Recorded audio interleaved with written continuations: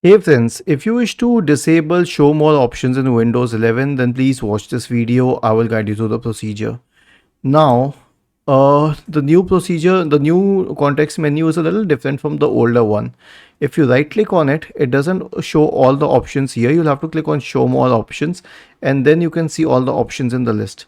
So if you like the older context menu, which most of us do, in that case, all you need to do is click on the three dots here and then select options, go to view, and then check the box associated with launch folder window in separate process. Click on apply, then on OK.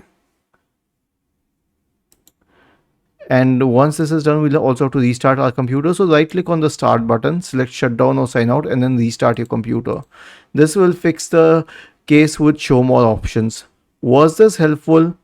If yes, then please subscribe to the channel, and if not, then let us know in the comment section of this video on how we could help you further. Thank you for watching this video and have a nice day.